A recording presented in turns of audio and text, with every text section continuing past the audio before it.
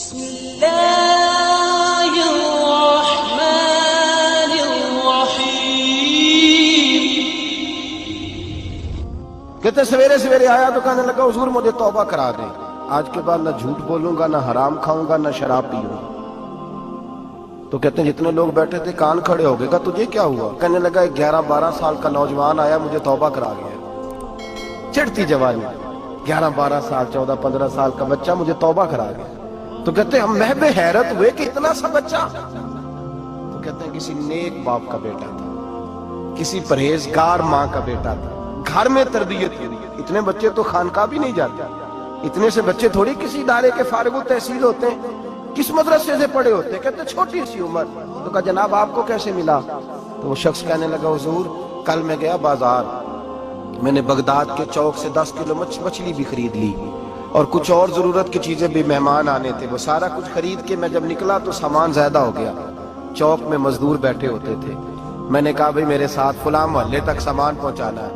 وہ بچہ کہنے لگا چچا اگر میں چلوں تو، میں نے اس کو ایڈریس وغیرہ بتلایا تو 3 دینار مزدوری طے ہو گئی سامان گھر پہنچانے کی۔ کہتے میرے ساتھ وہ نکلا اور جب رستہ طے کرنے لگا تو رستے میں گرمی بڑی سخت تھی، ظہر کا وقت تھا، ذرا ہم نے چند قدم اٹھائے، 2-4 گلیاں گزرے تھے کہ اذان ظہر کی آواز آنے لگی۔ تو کہتے ہیں بڑی منت کے انداز میں، بڑی گزارش کے انداز میں میری طرف دیکھا، عمر چھوٹی سی ہے۔ کہنے لگا چچا اگر اجازت مل جائے تو میں ظہر کی نماز پڑھ لوں۔ کہتے ہیں میں ایک جگہ پھٹے پہ بیٹھ گیا اور گپے کرنے لگا، سامان وہاں رکھا، میں نے کہا پڑھ لے نماز۔ کہتے ہیں بچہ نماز پڑھنے چلا گیا، باقی لوگ دیر سے آئے، وہ نماز پڑھ کے جلدی آ گیا۔ میں نے کہا بیٹے تو جلدی آ گیا ہے؟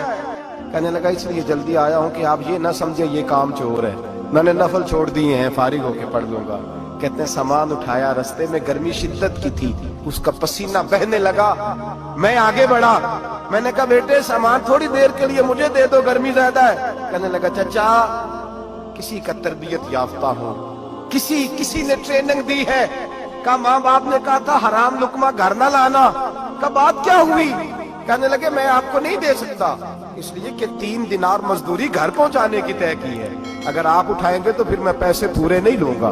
دامان نے توکل کی، یہ خوبی ہے کہ اس پر پیبند لگے ہوتے پر دھبے نہیں ہوتے، میں پھر مزدوری پوری نہیں لوں گا، پیسے کم لوں گا۔ کہتے ہیں میں محو حیرت ہو گیا، اس جوان کی بات نے میرے سارے وجود تھر تھر کبا ڈالا کہ اس دور میں اس قسم کے لوگ۔ کہتے ہیں گھر لے گیا اس کو، میں سامان رکھا، میں نے کہا تم یہاں ٹھہرو میں 3 دینار مزدوری لاتا ہوں۔ کہتے ہیں پیسے لینے گیا تو بیوی کو بتایا بڑا نیک ہے، بڑا پرہیزگار جوان ہے۔ کہنے لگی روٹی پکی ہوئی ہے، اسے کہو دوپہر کا کھانا کھا لے۔ کہتے ہیں میں باہر گیا، 3 دینار تھمائے، میں نے کہا بیٹے ایک بات مانو گے؟ تو کہتے ہیں 3 دینار دے کے کہنے لگا اب تو آپ مالک ہو گئے، میں نے نمک کھا لیا ہے، اب تو ہر بات مانوں گا، اصلہ نال جے نیکی کریے نسلہ تاک نہیں بھول دے، میں اب ہر بات مانوں گا۔ تو میں نے کہا دوپہر کا کھانا کھا لو۔ کہتے ہیں اس کی گردن جھک گئی اور بڑے دھیمے لہجے میں کہنے لگا میں نہیں کھا سکتا، میں نے روزہ رکھا ہوا ہے، روزہ رکھا ہوا ہے، نفلی روزہ رکھا ہوا ہے۔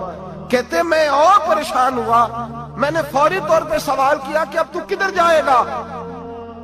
تو کہنے لگا اب میں کہیں نہیں جاؤں گا، میرے 1 دن کا خرچہ میرے ماں باپ نے جو ڈیوٹی لگائی ہے وہ 3 دینار ہے، پورا ہو گیا ہے، اب میں باقی جو وقت بچے گا یا قرآن پاک کی تلاوت کروں گا یا محمد عربی پہ درود و سلام پڑھوں گا، میں اب کوئی اور کام نہیں کروں گا۔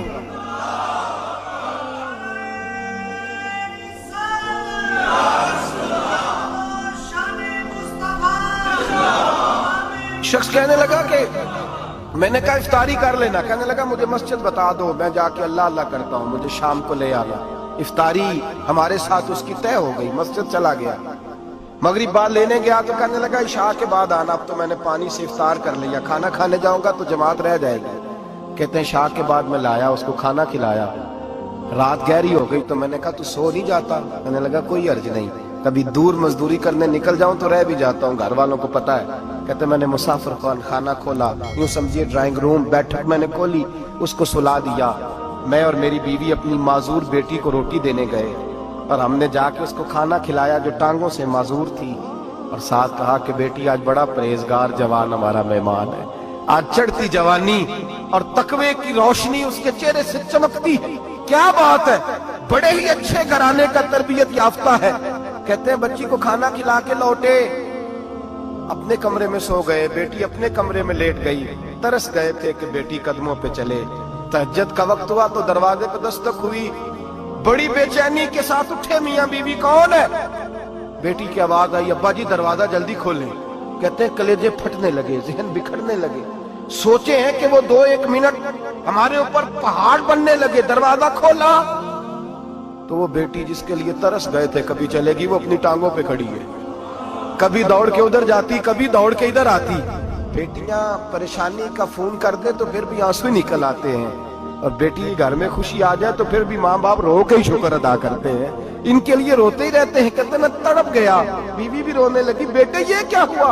हम तो मायूस होने लगे थे माज़अल्लाह कि अब तो ठीक नहीं होगी, क्या हुआ? कहने लगे अब्बा जी अम्मा जी आपने बताया ना नेक जवान आया है, नेक आया है, तो मैं आप चले गए तो मेरे दिल में ख्याल आया, ऐ अल्लाह अगर वो वाकई नेक है तो उसके सदके मुझे शिफाई अता फरमा दे।